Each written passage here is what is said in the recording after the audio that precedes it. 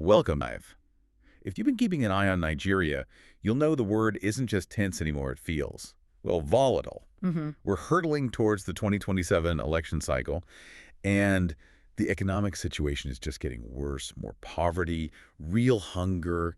You can feel the despondency. It's creating this intense pressure. Yeah, and politically, it's creating a really strange picture. On one level, the ruling APC, the All Progressives Congress, looks like it's consolidating. Right, pulling in big names from the opposition, Yeah. PDP governors, lawmakers, looks strong on paper. Exactly. They seem to be strengthening their grip. But then you scratch beneath that surface. Yeah. Just a little. No. And it's a completely different story, isn't it? Oh, absolutely. Vicious infighting, really relentless battles within the APC itself. And nothing screams political turmoil louder than these explosive rumors that have just taken over the headlines lately. We're talking serious, specific allegations about a military coup plot, a plot to overthrow President Tinubu. Yeah, it's been everywhere, and we've spent time going through the source material. You've got official denials, you've got these intelligence leaks, whispers, and a very specific, very large money trail. So our mission today, really, is to map this out for you. Who are the key players named in these reports? What about the huge sums of money being talked about? And then, crucially, try to connect it to the bigger political picture. What could really be going on here? Okay, so where does this really kick off? It starts with a big detention, quite unexpected. Right. Who was the first domino to fall, according to the reports? This story really broke, I think, around October 29th, 2025. That's when Dr. Samuel Agbuku, the managing director of the NDDC, the Niger Delta Development Commission, was detained. And the immediate sort of flag wasn't just the arrest, but who did the arresting, right? Sources said it wasn't police, it wasn't an anti-corruption agent. No, exactly. It was military intelligence, which straight away makes you think, okay, why them? Why bypass the usual civilian channels and the accusation right from the start? What was it specific? Military intelligence getting involved really underlined how serious the claim was. The specific allegation floating around was that Obuku had moved a very large amount of money to Timipre Silva, the former Minister of State for Petroleum Resources. Okay. And the theory from investigators was that this money was meant to, bankroll this supposed coup attempt. Wow. So that immediately pulls a major political figure, former governor, former minister, right into the thick of it. How quickly did things escalate towards Silva himself? Very quickly, and very publicly, too. Reports started coming out about armed soldiers, Nigerian army personnel, raiding Silva's places in Abuja, and also back in Bayelsa, his home state. Serious stuff. That scale suggests they thought they had something concrete. It certainly looked like they were acting on specific intelligence. There were these reports linking Silva to secret meetings allegedly held with some of the military officers who were already detained. But Silva himself wasn't actually apprehended in these raids. No, he wasn't there. His people put out a statement saying he and his wife were actually out of the country. Medical reasons, professional reasons was the official line. Okay. But the raids weren't, fruitless. In Bayelsa, they did arrest Silva's brother, Paga, who's his special assistant on domestic affairs and also his driver.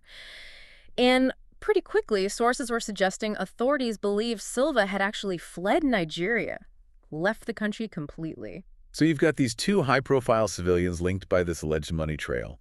And then there are the military guys, the alleged collaborators inside the forces. What do we know about that side of the investigation? Well, this whole drama is playing out while at least 16 senior military officers are already detained. We're talking Army, Navy, Air Force. 16 senior officers. Yeah. And they've apparently been held incommunicated for, over 3 weeks now by the Defense Intelligence Agency, the DIA, kept in some undisclosed facility in Abuja. Wow. For a while, their families were actually worried they'd been kidnapped before the story about the investigation started leaking out. Okay, that brings us straight to the money. The financial core of this whole story. If we follow the premise of a coup plot, just how much money are we talking about? And where did investigators supposedly trace it from? The numbers being thrown around are just huge, which honestly also says a lot about the kind of corruption we might be looking at, regardless of the coup plot itself. How much? The military probe reportedly tracks something like N45 billion. Billion with a B? N45 billion, yeah. Allegedly moved out of NDDC accounts. And the sources were suggesting that some of this massive sum went directly into accounts linked to those soldiers who are being detained. And 45 billion. I mean, that's not just coup money, is it? When you put that figure next to the hunger and the hardship we talked about earlier, it just turns corruption itself into a massive national security threat, Yeah. whether the coup plot is real or not. Absolutely. Was this money tied to, like, legitimate projects or anything? Well, not according to these reports. The investigation apparently involved really grilling top NDDC officials about where that N45 billion came from and what it was supposedly for. They seemed to zero in on funds connected to a big South-South shoreline project. Okay. And the report suggested that the fear of exposure really got to senior people at the NDDC. They started getting super cautious, about where they went, who they talked to. That's right. And this is where the official story starts getting really murky, isn't it? You have these dramatic raids and arrests, but then conflicting messages from the military itself. Yeah, it's a classic case, really. Security agencies kind of speaking out of both sides of their mouth. On one side, you have these anonymous intelligence officials quoted in the source materials, and they're basically saying, look, the official denials, they're just being diplomatic. That's the quote. According to these leaks, the officers were holding secret meetings. They did intend to overthrow the president. The threat was real. But the official, on-the-record line, completely different. Defense headquarters, speaking through the Director of Defense Information, Brigadier General Tukur Gusau, just kept denying it repeatedly, firmly.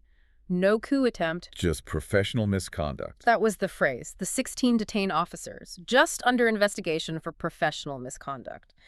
And it's this gap, huge raids, massive arrests, talk of billions, versus this bland denial that leaves everyone so confused. Understandably. And of course, the people actually named in this, Ogbuku and Silva, they're pushing back hard, saying it's all politics. Completely. Unified denial. Silva came out publicly, denied everything. His aide basically called it all the handiwork of desperate and self-seeking politicians gunning for the 2027 governorship elections. Right, pointing fingers at rivals. And Ogbuku, too, when contacted by sources, denied he'd been arrested, denied any involvement. The narrative from their camp is clear. This is a setup, malicious targeting. And that denial, that claim of political targeting, leads us right into maybe the most fascinating part of this. When you look beyond the security claims and onto the political chessboard within the ruling APC itself. Exactly. Because you really have to connect the dots back to how the APC was even formed. Remember, it wasn't monolithic. It was a merger. Right. Different factions coming together. And two of the biggest, most dominant blocks were the CPC, the Congress for Progressive Change, which was former President Buhari's base, largely northern, and the AC, the Action Congress, which was President Tinubu's original base. And the core political tension now, it seems, is this feeling among the CPC wing, the northern bloc, that they're being sidelined under Tinubu's administration, which is seen as AC dominated. Precisely. Under Buhari, obviously, the CPC guys were top dogs.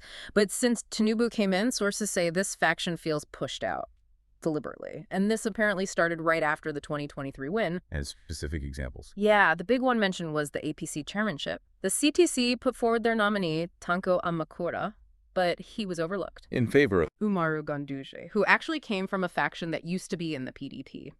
So that appointment, plus maybe some other cabinet positions seen as lopsided, it sent a signal, a clear message, some felt, that the established northern CPC base, which, let's be honest, delivered huge votes for APC, was being marginalized. Okay, now let's loop back to the people accused in this coup plot.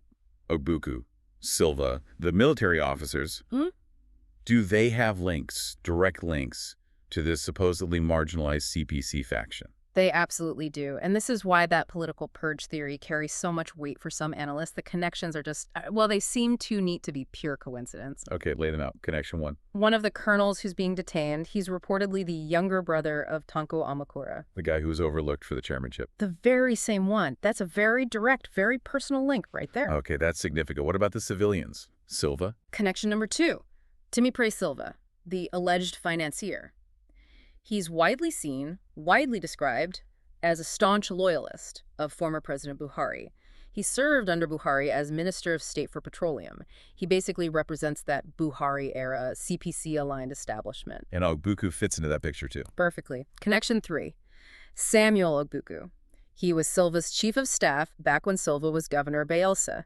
And, crucially, reports say it was Silva who recommended Ogbuku to Buhari for the NDDC job in the first place. So the whole chain of command, or loyalty, traces right back to that Buhari CPC group. Exactly. The entire web seems to lead straight back there. So Given those connections, some security analysts, some sources, they look at the DIA, the Defense Intelligence Agency, being front and center in these arrests, and they Yeah. get suspicious.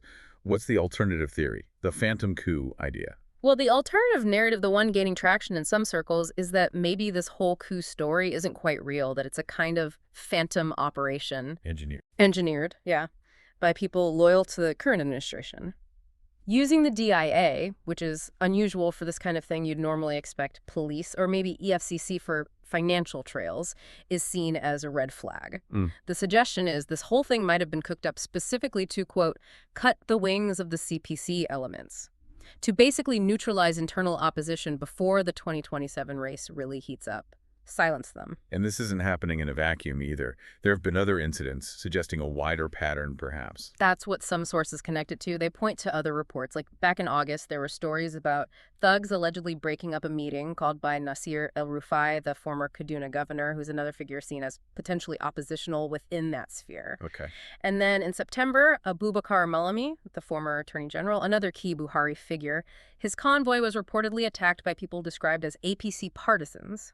So the theory goes it's part of a broader strategy: intimidate or eliminate opposition inside the APC. While at the same time, welcoming defectors from the outside opposition, the PDP.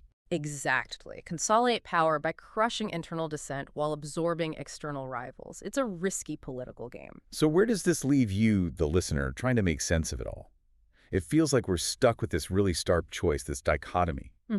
Either Nigeria genuinely dodged a bullet, a serious military threat funded by mind-boggling levels of corruption. Or we're watching something potentially even more dangerous in the long run.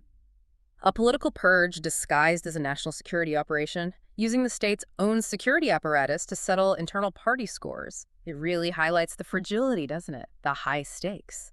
The Nigerian public, already dealing with so much economic hardship, so much desperation, is basically being asked to choose between two terrifying narratives, and both narratives reveal deep problems at the very top. Indeed. And whichever story you lean towards, the fuel for this entire fire, according to the reports, was that alleged N45 billion, corruption on a massive scale.